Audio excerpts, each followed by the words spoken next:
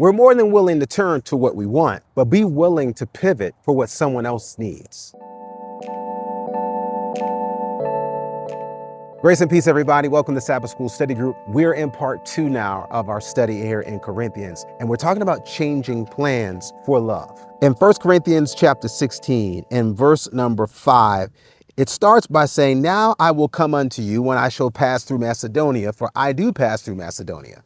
And it may be that I will abide, yea, and winter with you, that ye may bring me on my journey whithersoever I go."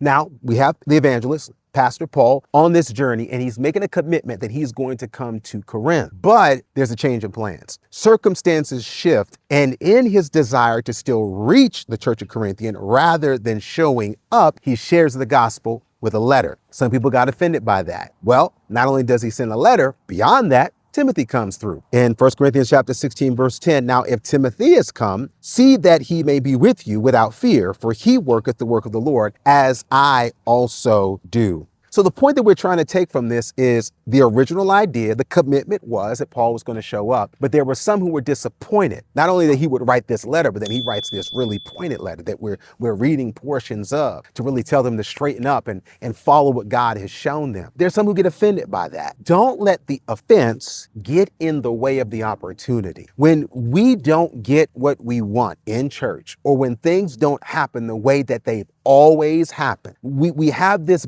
bind to commitment, which is good, right? The comfort of seeing that things continue the way they should. But when you see that the change is happening for someone else to benefit or for someone else's sake, a real believer is able to have discernment enough to know the difference between principle and preference. We are never called to sacrifice principle because that's based on the word, the will, and the way of God. But when we talk about preference, we're talking about flavors of something or colors of something or types of the something. They're as plentiful and numerous as the blades of grass that you see behind me. It's all grass, but not one is the same shape. Be willing to shift, because when we shift, we please God. But beyond that, in 2 Corinthians chapter 2, verse 3-4, "And I write this same unto you, lest when I came, I should have sorrow from them of whom I ought to rejoice, having confidence in you all, that my joy is the joy of you all. For out of much affliction and anguish of heart, I wrote unto you with many tears, not that you should be grieved, but that you might know the love which I have more abundantly unto you."